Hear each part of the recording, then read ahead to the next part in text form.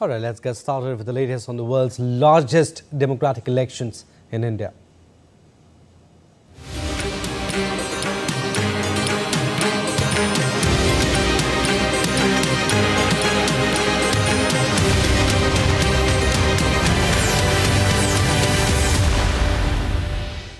All right, so India is all set to vote in the fourth phase of voting on Monday.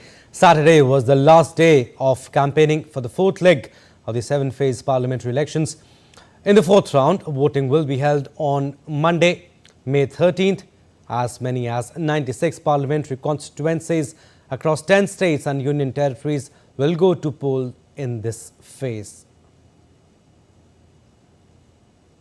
And with several political rallies scheduled for Sunday, campaigning for the general elections continues to gain momentum across India. Prime Minister Narendra Modi will be holding a roadshow in Patna on Sunday. He will also hold 4 rallies in West Bengal state.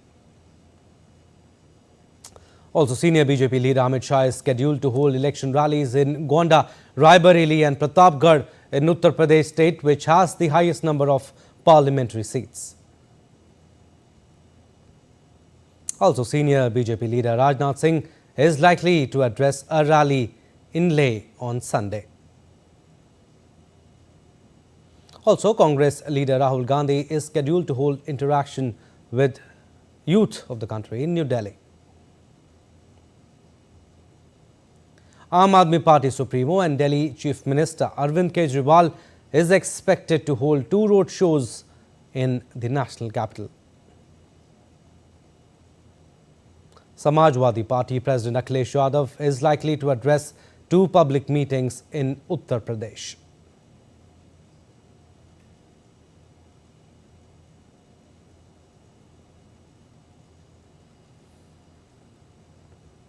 So the general elections are being held in 7 phases and the results will be declared on June 4th. And let's go across to Hyderabad now. DD India's Akshay Dongre is joining us live from there. Good morning, Akshay. The campaigning for phase 4 of Lok Sabha elections ended on Saturday and silence period has begun. All 17 parliamentary seats of Telangana will go to polls in the 4th phase of the Lok Sabha elections on May 13th, that is Monday. Tell us, how was the intensity of the campaigning from different parties there?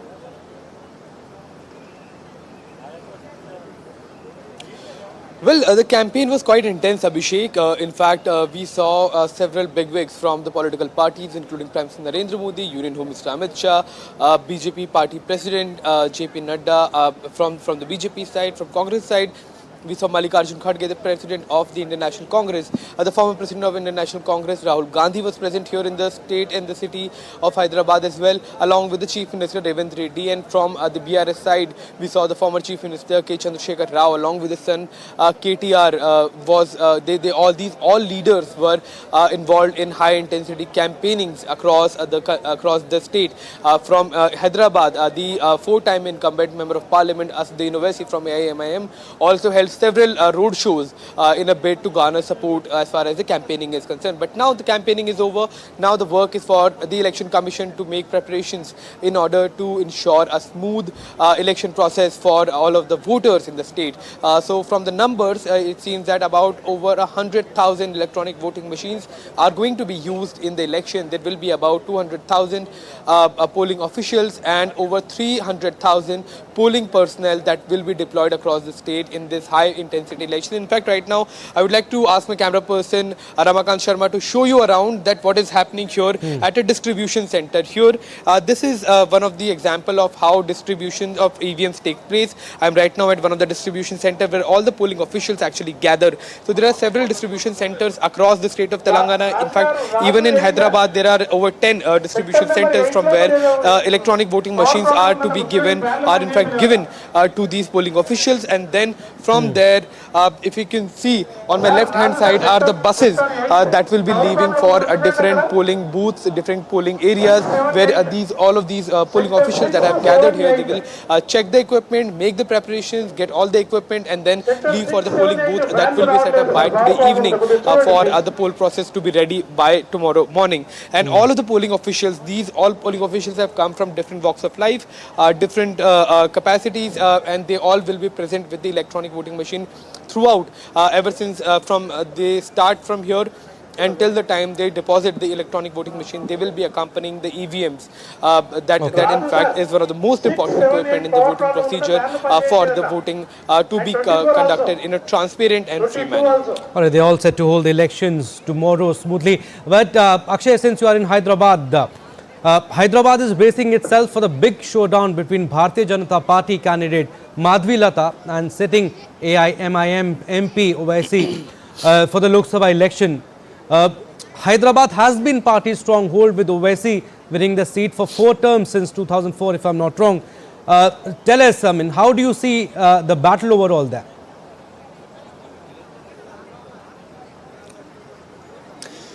Well, in fact, if we look at the All India Majlis-e-Ittihad al-Muslimin, that is the long form that is for AIMIM. Yeah. AIMIM's President Asduddin Owaisi, you have rightly mentioned that he has been the Member of Parliament from 2004. Yeah. However, the history of AIMIM goes way long back when it comes to the city of Hyderabad. In fact, the father of Asduddin Owaisi was also a Member of Parliament for 6 terms. So from 1984 till 2024, which is broadly about 40 years, AIMIM has been ruling the city of Hyderabad, and that is why it is considered a stronghold for the regional political party. In fact, AIMIM has also started to reach out to other parts of the country as well, conducting polls, placing their candidates. So when it comes to Madhvi Lata's candidature and other candidates as well, there is going to certainly be a showdown, because in the recent years we have seen that the BJP has also gained a lot of popularity. However, the biggest challenge for Asduddin Owaisi is going to face BJP, Congress and BRS, all these 3 political parties in the contest, which is being tightly fought by all the political parties. Earlier in 2019, the TRS, as it was called, the BRS as it was called, the TRS in 2019, that was in the poll fray along with AIMIM. So AIMIM was contesting the elections from Hyderabad along with the support of the TRS. But this time around, both of the political parties have parted ways in terms of placing their candidates. So BRS has also set a candidate here. So there can be a division of voters here in the city of Hyderabad. So that can be a setback for Asduddin Owaisi, and it's going to be a plus point for Madhvi Lata's campaign, who is ambitious of winning the seat and breaking this citadel of AIMIM in the city of Hyderabad. Back to you. All right, Akshay, before we leave you, the contest on May 13, that is tomorrow, Monday, will be keenly watched for multiple reasons. One, Congress would want to repeat its November 2023 Assembly election victory. And also, Telangana is key for the BJP for its mission south, and also 400-seat target for the NDA.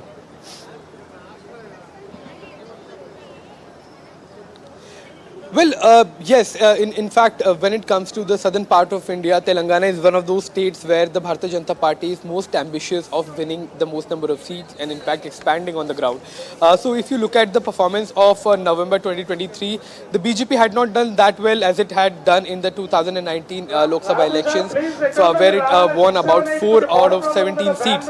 However, in the assembly elections, it could only get 8 seats. So the mood of the state is very clear. When it comes to legislative elections, the state went with the Congress party, which won about 64 out of 117 seats, forming the government here now as the Revanth Reddy is the chief minister. However, when it comes to the Lok Sabha elections, what we have seen that along with the setbacks that the BRS has received, and the poll promises that the Congress has not been able to fulfill so far, that they had made about 6 promises to be fulfilled in 100 days. Those 100 days have passed, so that there are a lot of questions that are being raised to the Congress party as well, and the BRS has in fact shrunk as far as the ground cadre is concerned, along with the voters. So that can give an advantage to the Bharatiya Janata Party, but it all has to be decided by the voters of the state, because it's not just cities like Hyderabad. There are rural areas as well. There are several agrarian issues that the farmers have been facing. There are issues of reservation in the state. There are issues of higher education, better quality of infrastructure. So all of those issues combined are going to play an important role. And if you look at the departure of Telangana's politics from a regional identity to a national identity, because when Telangana state was formed, the regional parties had a lot of advantage, and that is why TRS formed the government for 10 years. But now we are seeing a paradigm shift in that politics, and that is why regional parties are not gaining that much as compared to the national party. So that is going to be quite interesting, because there was an anti-incumbency against the BRS. Now it is gradually developing because of the promises that were made, and it is just the BJP that has no disadvantage of anti-incumbency and can gain in these Lok Sabha elections, especially given the fact that these are national elections and national issues will be dominant as far as the candidates are concerned. All right, Akshay, we'll leave it at that for the time being, but yes, we'll keep taking updates from you. All right, let's go across to DD India's Mark Lynn. Now he's joining us live from Visakhapatnam.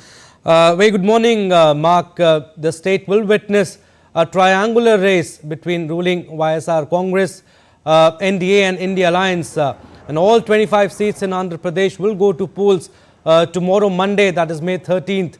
Tell us, how do you see the battle?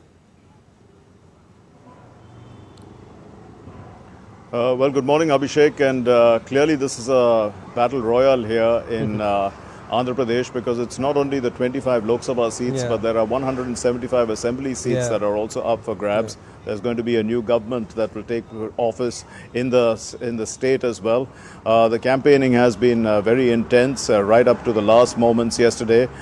We were on the road and we were watching how the campaigning was very intense, and also the campaigning had been high-pitched too. I mean, there were personal attacks against each of the leaders, which were, one can expect that nowadays in this kind of an election campaign, especially when the stakes are high. The contest is very, very tight, as per the pundits as well as the local people on the street.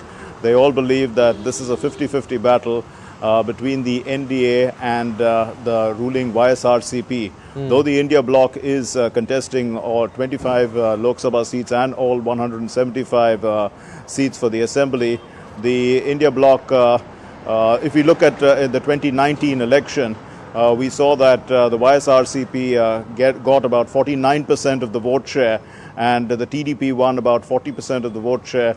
The GSP, which is in alliance with them, got about 6% of the vote share, and if we add the BJP is about 2% of the vote share, then that accounts for 97% of the entire vote share. So we can see that based on that analysis of the previous election, a large chunk of the vote share is only between these two main contenders. But apart from that, we can see that as Abhishek was saying, as Akshay was saying, that in Telangana there has been a change of heart in a sense, and that the national parties are coming to the fore. There is a possibility that since the election is moving in a particular direction, people are hoping that they would get as much from the center as well as from the state. There could be more national identities at play, and one can see that alliance politics is playing an important part. But since the Congress is ruling in the state of Telangana, there is hope for the Congress that they will gain in vote share here, especially since they have brought in YS Sharmila as the leader of the party. And YS Sharmila, as you may know, is the sister of the sitting Chief Minister Jagan Mohan Reddy. So it is quite an intense battle, especially in Kadapa, which is their family's stronghold. Abhishek. Mark, also, like you said, simultaneous Lok Sabha and Assembly elections taking place there. And I've heard that the poll narrative here is very much localized. Tell us, what are the voters saying? What are their issues? Well, if you talk to political pundits, they believe that the issues of special category status, Polavaram, the proposed, privatization of Visakhapatnam steel plant, All these are issues. But really the people on the street, especially the young voter who is about, their account for about 1 million of the voters and about 7 million between the age group of 20 to 30, they are looking at their future, a bright future. They are looking at better opportunities in terms of, creating an environment for entrepreneurship, creating an environment for industries to come in. So they are looking for leadership that is giving them that kind of direction. There's a clear, difference between what the young people want and perhaps what, let's say, the middle-aged and people who've lived here for a long time have been wanting. The state itself looks at itself as a young state. They want development, and they believe that any government that comes to power in the state must get the best deal from the center. And so that is something that the TDP-NDA alliance is hoping to cash in on. And they, in fact, Chandrababu Naidu has been saying that, if you vote us to power, this was going to be a double-engine sarkar. But as we saw also in the last 5 years, that the YSRCP did give support, issue-based support to the NDA government at the center. And so hence that practice is likely to continue even if they do come to power, because the idea is that you need to work with the center in the best possible way to get the best deal and development for the state. All right, Mark, we'll leave it at that. Thank you for your inputs.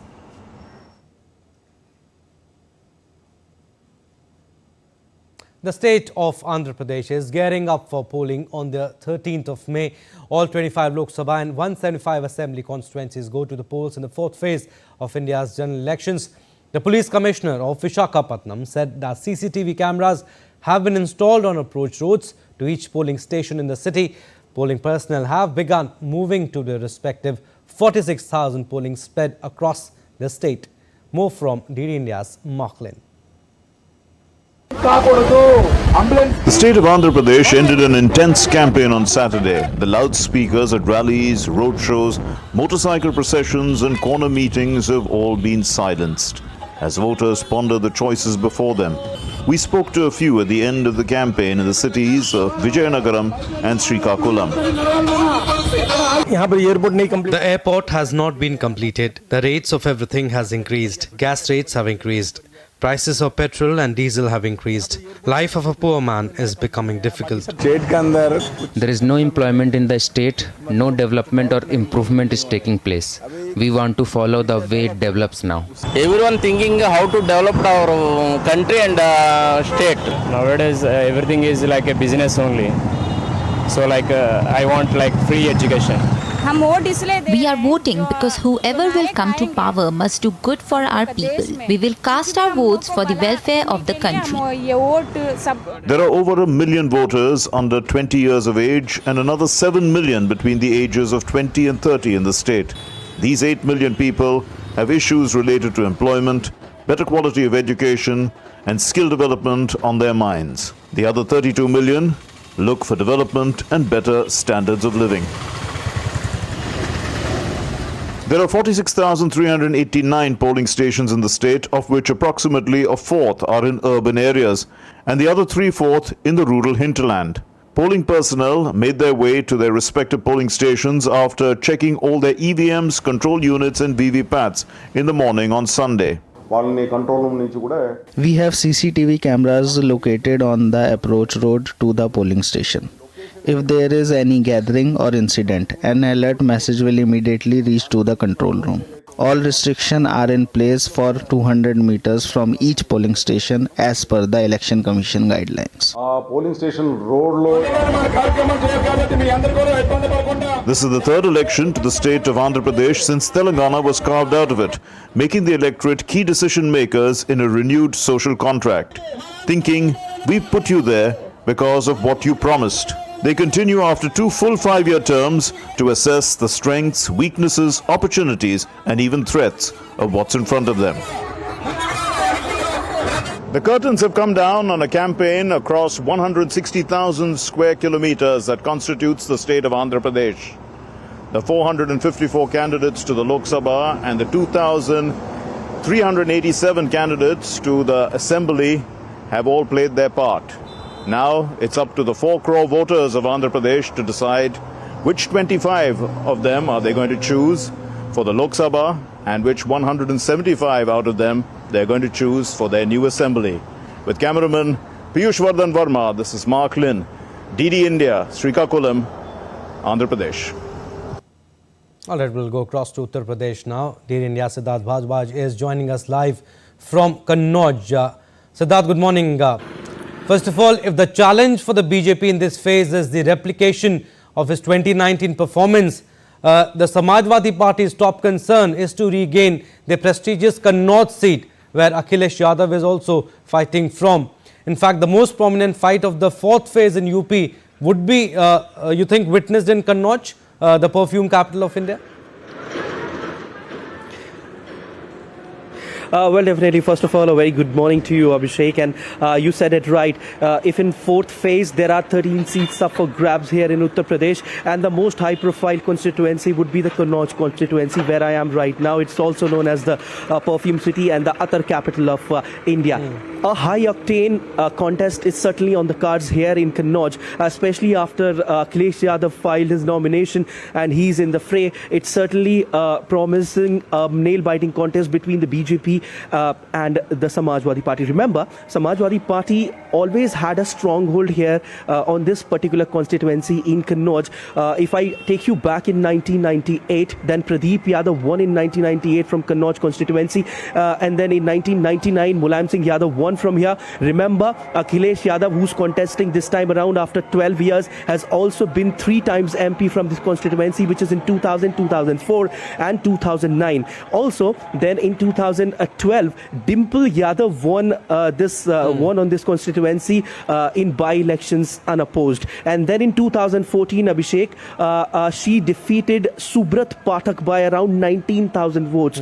And in 2019, Subrat Pathak then defeated Dimple Yadav. So since 2019, it's BJP, and before that, they've been regaining the whole of this constituency since 1998. So it's going to be a tough challenge for the BJP who are contesting. Subrat Pathak versus Akhilesh Yadav this time around. It's going to be a nail-binding contest and certainly a tough task for the BJP to come back into power. However, they are trying their best. But on the other hand, Akhilesh Yadav is the name, and like I said, they have a stronghold here in this particular constituency. The battle is intense, and like I said, the high-octane contest is certainly on the cards, and it's going to be very interesting to see as to who will uncork the smell of success here in Kannauj, in the other capital of India. Back to you, Abhishek. Right, it's going to be an intense contest between BJP and SP there. But Siddharth, you are at a political heartland of India, Uttar Pradesh, and it holds immense significance in shaping the course of the national politics. Tell us overall in UP, how intense the battle is there in Uttar Pradesh? Well, battle has always been quite intense here in Uttar Pradesh. You know, this is the state with the maximum number of seats, Abhishek, which is 80. And whenever in any phase there is voting process taking place here, it's always a high-octane contest because it's very difficult on one hand to understand the politics here in the Uttar Pradesh, and on the other hand, it's quite interesting as well. So whenever the elections are taking place, you know, it's a high-octane contest in every constituency. I was there in Kanpur yesterday, Abhishek, wherein the contest is between the BJP and the India Alliance. So basically, from BJP's side, Ramesh Avasthi has been fielded, and from the Congress's side, Alok Mishra has been fielded. Interestingly, both the candidates are fresh faces. So the battle is intense. In fact, Uttar Pradesh Chief Minister Yogi Adityanath was here in Kanpur, and also Akhilesh Yadav was also here in Kanpur. You know, supporting their respective candidates who are there, who have been fielded by the BJP and the Congress. So all in all, the battle here is quite intense, and both the political parties have different promises to the voters, but ultimately the voters who will be deciding as to who will be representing their particular constituency. So all in all, answering your question, Abhishek, out of the 13 seats which are up for grabs here in phase 4, the battle everywhere is quite intense as far as the Uttar Pradesh Lok Sabha elections are concerned, because 80 seats, an intense high-octane contest. Absolutely. Everywhere. May 13, tomorrow, the Monday, 4th phase of elections will take place. Thank you, Siddharth, for the time being, but we'll keep taking updates from you. Amidst the election cacophony, here is a story of a centuries-old dying art form of Krishnanagar in West Bengal, which has earned numerous accolades, not just in India, but across the globe. Let's take a look at this exclusive report by DD India correspondent Dibyendu Mondal from Krishnanagar. 40-year-old Preeti Biswas and her family of 5 earn their livelihood by making these clay toys, which she sells for a meager ₹12. Hours of efforts goes into making these clay toys. Biswas and her family are into this business for the last 22 years. But what she wants now is to get an increment on prices and support from the government. So much effort goes into making these clay toys. It takes days to finish them. But for the amount of labor we put in, the price we get is too less. We want the government to support us through something that can help us. Ghurni, a humble neighborhood in the West Bengal's Krishnanagar, is known as the center of production of these stunningly beautiful lifelike clay dolls. While clay artifacts are created in many parts of India, few can compare with the intricate detailing and finesse that defines the clay dolls of Krishnanagar. Dotted with such workshops and shops, Ghurni has gained accolades from its marvelous creations using clay, not just in India, but across the world. We have been involved in this art forms for generations. Now my brother, father and even the females of the house are into making clay dolls. The artists here are very talented in creating human figures that look real, and our work has traveled around the world.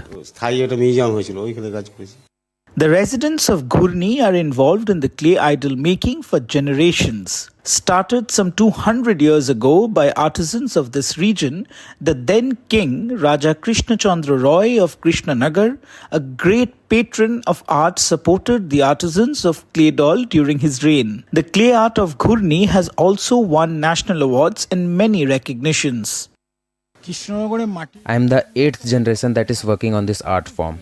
Krishnanagar is known for its human figure dolls. We can create life-like dolls showing even emotions on them. Our work is famous around the world. Despite the slowly dying art form, there are few like Sanju who takes keen interest in this to keep it alive. His generation wants to bring in newer technologies and better techniques to make the art form better. The art and the artisans of these clay making, which is predominant in Krishnanagar, these artisans say during this election season, will the political parties contesting these elections and winning, will they be able to empower these artisans with more prices and with technology? Time will tell how the art of Krishnanagar will live to tell the story. With camera person PK, this is Dibyendu Mondal from Krishnanagar in West Bengal for DD India. Still to come on this edition of DD India News Hour. 1.8 million tourists visited Tanzania in 2023 as Tanzania takes steps to attract Indian tourists. The Border Security of India hoists country's largest 350-foot tall BSF flag at its international border with Pakistan in Amritsar. And the doors of the Badrinath Dam, a Hindu holy place in India, opened for devotees on Sunday morning in Uttarakhand's Chamoli.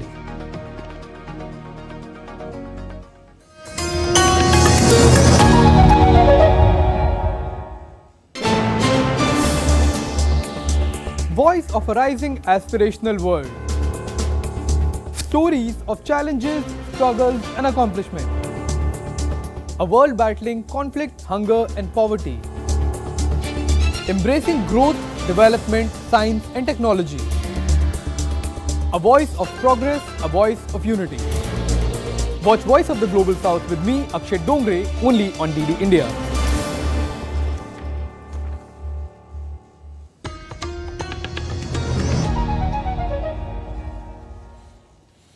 Welcome back. You're watching DD India News Hour. I'm Abhishek Mahajan. A recap of what we have done so far. India all set to vote in the 4th phase of voting on Monday. 96 parliamentary seats across 10 states and union territories to go to polls on May the 13th. Leaders continue to campaign for the remaining phases.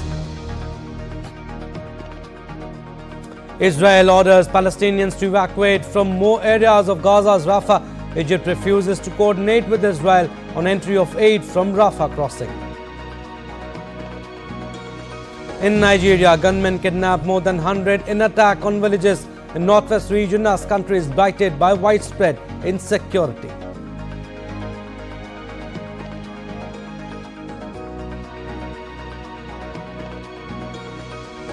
And climate change continues to wreak havoc around the world as deaths toll from floods in Brazil south climbs to 136, while evacuation alert issued in Canada, making it among the first actions ahead of the wildfire season.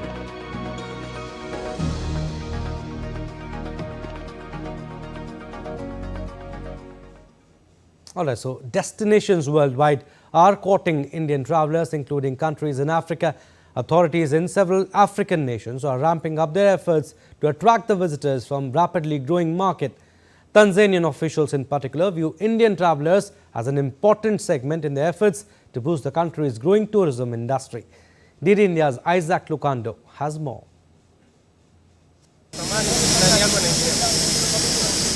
Last year, Tanzania saw 1.8 million tourists land on its soil, compared to a high of 1.5 million visitors recorded before the COVID-19 pandemic. The government is now looking to India to boost that number. In our research, we have seen the need to improve tourism advertisement and expand the use of technology in that regard. You'll see that there are emerging tourism markets such as Latin America and India, where we have exhausted just 1.7% of their tourism potential.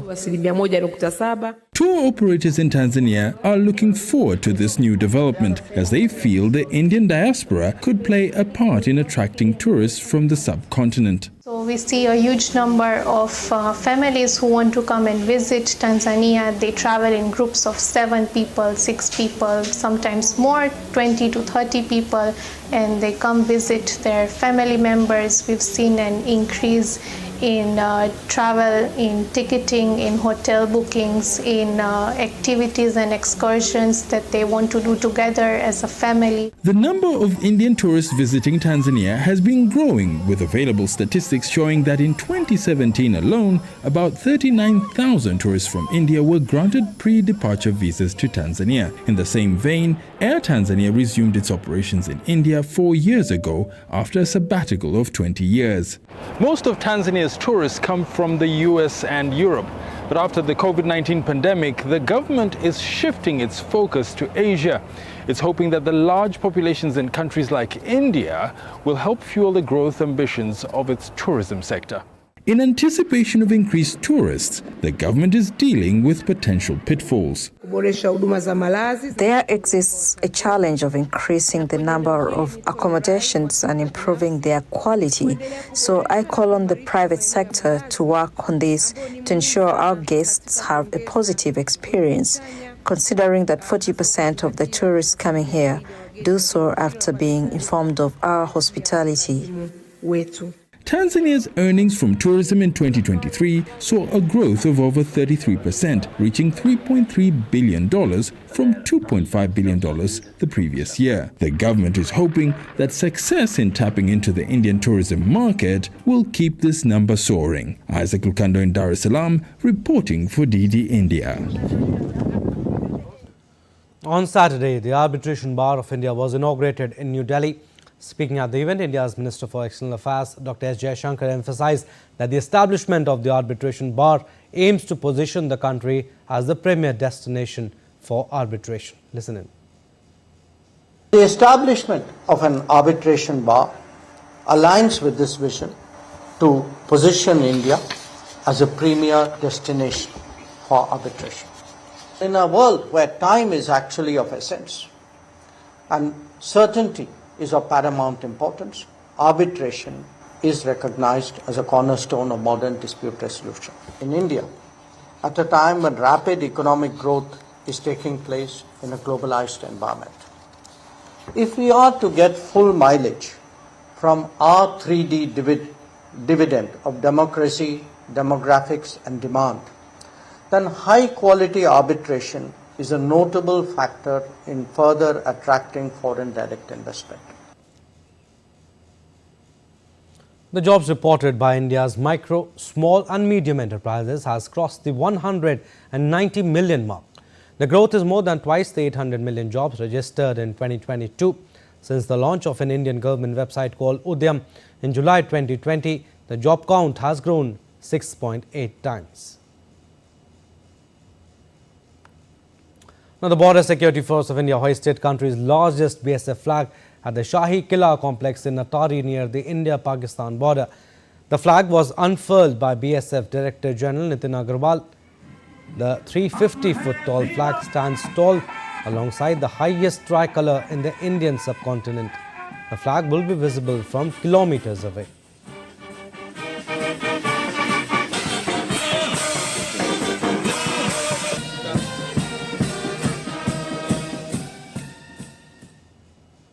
And the doors of the Badrinath Dam, a Hindu holy place, opened for devotees on Sunday morning in Uttarakhand's Chamoli. One of 4 sites in India's Char Dham pilgrimage, the doors were opened amidst the melodious tunes of army band with complete rituals, Vedic chanting and slogans of Badri Vishal Lal Ki Jai.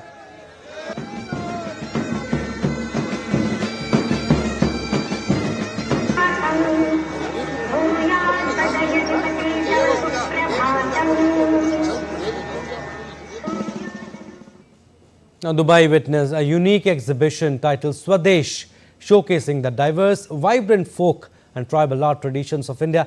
Organized under the banner of Vidisha's creations, the Swadesh exhibition gave special focus to lesser-known art forms such as Manjula's art and Gond art, which are often overshadowed by the more famous Mithila paintings.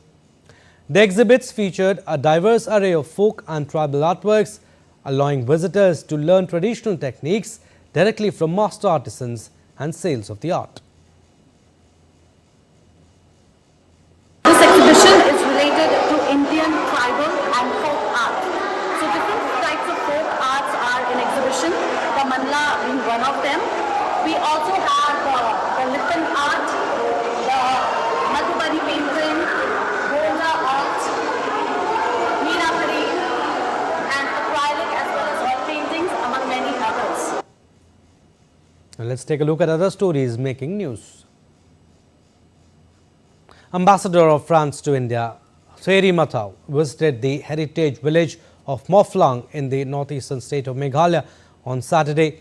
Mathau's visit comes ahead of a joint military exercise between India and France in the Umroi region of Meghalaya from May 13th to 26th. India's Border Security Force troops recovered a drone along with a packet of suspected heroin weighing about 520 grams in the district of Amritsar in Punjab on Saturday. The recovered drone has been identified as a China-made DJI Mavic 3 Classic.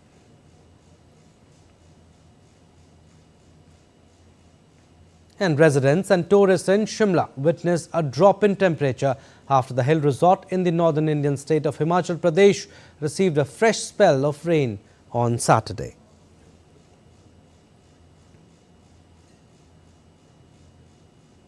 All right, we'll slip into another short break, but still to come on this edition of DD India News Hour. As Vladimir Putin took charge of Moscow again this week, girding Russia for war, he gives extra duties to 2 top officials. And the real estate market in Ukraine is experiencing a surprising boom. There was a 70% increase in transactions last year, a strong recovery since this conflict with Russia began in 2022. And former US President Donald Trump and Republican frontrunner held a massive rally in New Jersey on Saturday.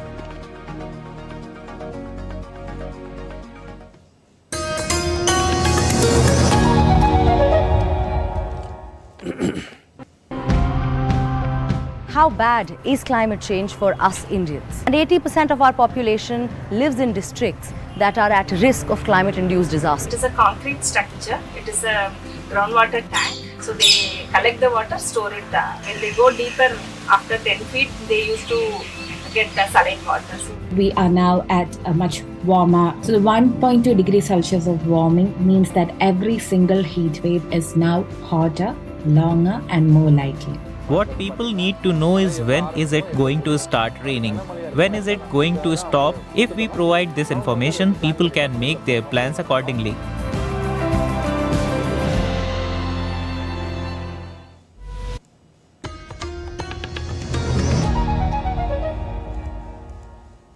Welcome back. You're watching DD India News Hour. I'm Abhishek Mahajan. Israel called on Saturday for Palestinians in Gaza's southern city of Rafah to evacuate and head to an expanded humanitarian area in Al-Mawasi. The Israeli military said it was continuing operational activity against Hamas terrorists in eastern Rafah and on the Gazan side of the Rafah crossing. The Israeli military also called on residents and displaced people in Jabalia area of northern Gaza to clear out, saying it was returning to operate there after it noticed Hamas trying to re-establish its control of the area. The latest evacuation orders came hours after internationally mediated ceasefire talks appeared to be faltering. Terrorist group Hamas said Israel's rejection of a truce offer it had accepted returned things to square one.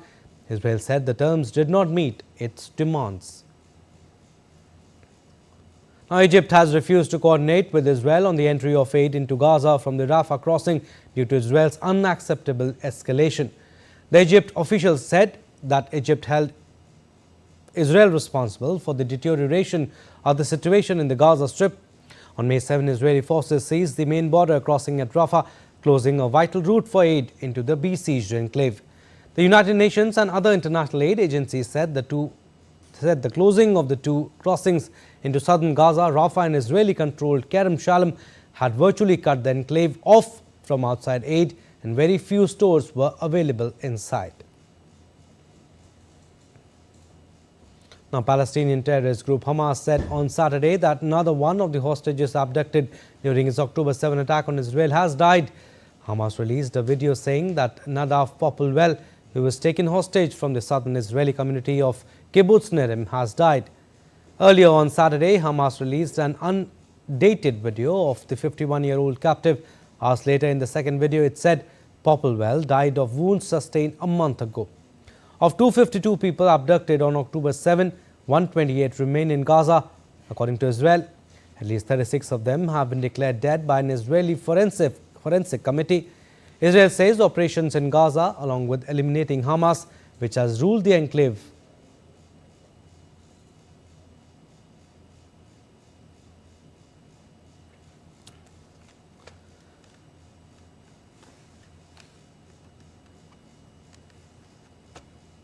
more than 100 people have reportedly been kidnapped by gunmen during Friday night raids on 3 villages in northwest Nigeria. Zamfara's district head said gunmen attacked the villages of Gora, Madomawa and Jambuzu and that 38 men and 67 women and children were missing. Zamfara is a hotspot for kidnapping gangs who carry out attacks and retreat into forests where they have set up camps. The Nigerian military has bombed some of the camps, but attacks continue.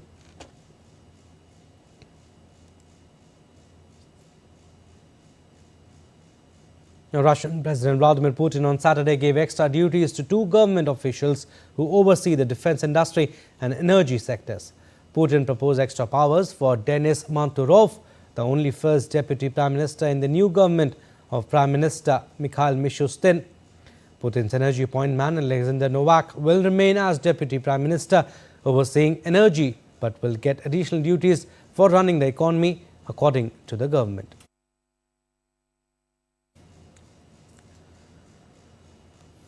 Now, Ukrainian President Volodymyr Zelensky on Saturday said that battles were ongoing in the area of 7 border villages in the northeastern region of Kharkiv. Fierce fighting raged into a second day on the fringes of Kharkiv region on Saturday, as Moscow said it had captured 5 villages, while Kiev said it was repulsing the attacks and battling for control of the settlements. Speaking in his nightly video address, Zelensky also added that the situation in the southern Donetsk region remains tense. The situation in Donetsk region remains especially tense. More than 30 combat engagements occur there every day. The situation is extremely difficult. Of course, we also pay attention to all other directions of defense operations. An overnight drone attack launched from Ukraine sparked a brief fire at an oil refinery in the Volgograd region in southern Russia, the region's governor said on Sunday. According to local authorities, the fire was extinguished and there were no casualties. Drone attacks on energy facilities inside Russia's territory have become more frequent in the past few months.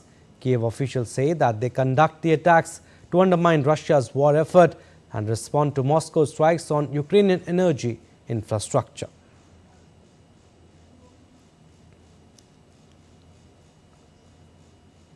Now, Germany's Chancellor Olaf Scholz said on Saturday that Ukrainians with a residence permit and work in Germany can stay even as Ukraine seeks to recruit nationals living abroad to serve in the war against Russia.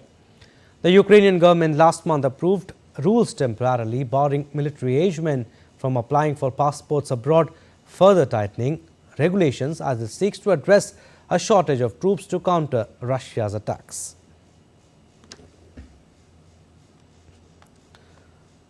The real estate market in Ukraine is experiencing a surprising boom. There was a 70% increase in transactions last year, a strong recovery since its conflict with Russia began in 2022. Although sales are still lower than in 2021, it is looking like more Ukrainians are willing to invest in real estate despite the ongoing war. DD India's Megumi Lim reports from Kiev. These days, driving around Bucha is like a tour around construction sites. Yuri, who is a property developer here, said his company was the first to begin rebuilding after Russian forces retreated at the end of March 2022. Now he says the number of construction projects have reached as much as 50% of pre-invasion figures. The most popular option for home purchases are those that are fitted with bomb shelters. And that's why we made our bomb shelters not just ordinary shelters, but comfortable ones, where you can spend time working. Lyubov is looking to buy a new home for her daughter who lives in Dnipro, eastern Ukraine, which has come under regular attacks.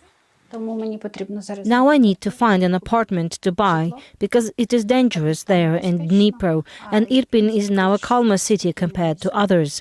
It's already recovering, so it's quieter than the others. Her daughter represents one of the main groups driving the growing real estate market, those planning to move away from areas that have become unsafe. Kiev and western Ukraine are common destinations as they are considered safer than the war-ravaged east and south of the country. According to a Ukrainian analytics company, more than 400,000 homes, apartments and land changed hands last year, a 70% increase from the first year of war in 2022. The figures are still lower than in 2021 when the country saw a record number of over 630,000 properties sold. Anna, who is a real estate agent in Irpin, says after the approval of additional military aid from the United States, people are feeling more confident. After the news from the U.S., people became more positive. People started to choose. This applies both to the purchase of apartments and houses. As the war grinds on, the risk of home ownership remains high. According to the Kiev School of Economics, as of January this year, over 250,000 private houses and apartment buildings have been damaged or destroyed by Russian missile and drone attacks. According to Prihodko and Partners, a Ukrainian law firm, despite the risks, 90% of homeowners don't insure their properties. Kiev also believes damages from air attacks should be paid for by Russia. For Lyubov, moving her daughter to the Kiev region gives her a sense of relief. One of her main criteria is that she lives on a lower level, less exposed to air attacks. Before the war, I didn't pay attention to the floor level, but now I pay attention to the fact that this is in the middle floor. Not in the first, not in the last one. And that there should be a bomb shelter. With no end in sight to the war, people in Ukraine are finding ways to carve out a safe space for themselves as best as they can. Megumi Lim in Kiev, reporting for DD India. Now, a group of civilians from Poland, Warsaw, spent their Saturday training in military techniques. The training session is billed as Train with the Army by the country's Defense Ministry. The training courses last for 2 months and consist of lessons on using weapons, personal defense techniques, learning how weapons are constructed, survival basics and first aid. It is open to people aged 15 years and above. According to the Defense Ministry, more than 23,000 Poles have participated in the trainings.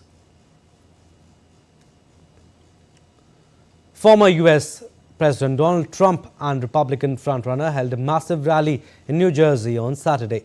Around 100,000 people attended the rally. Addressing the rally, Trump spoke on various issues including Israel-Hamas conflict, pro-Palestinian protests in colleges and his indictments.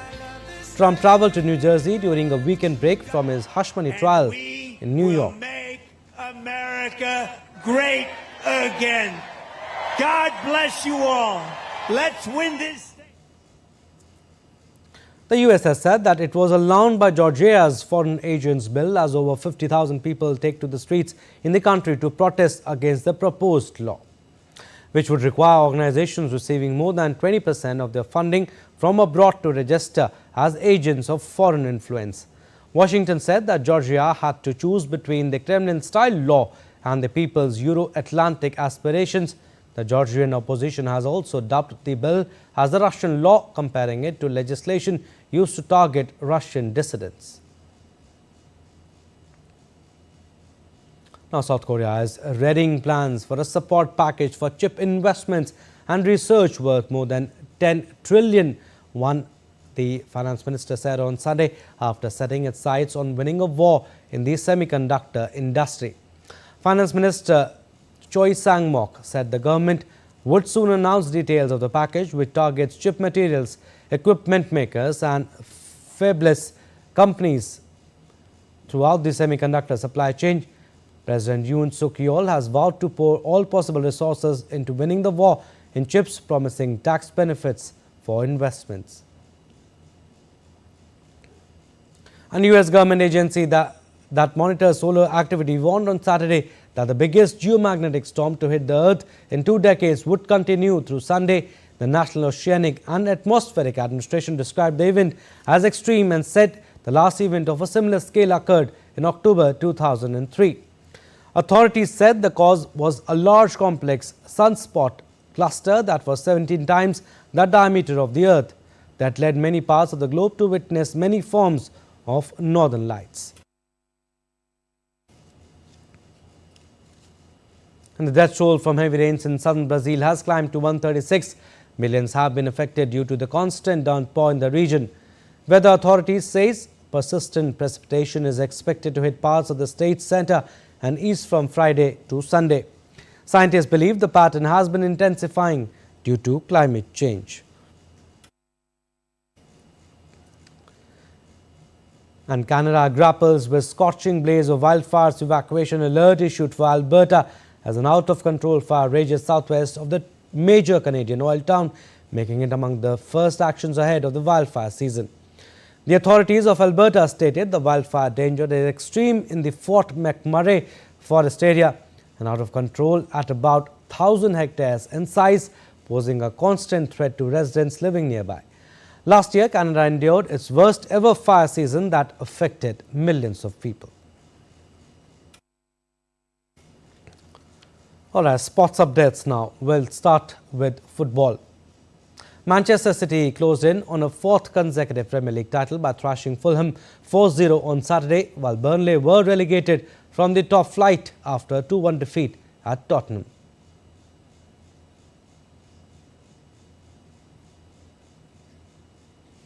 Well, that's all for this edition of DD India News Hour. But do let us know your thoughts on the news of the day. For those on the go, you can get all the latest news and updates from India and across the world on the DD India mobile app.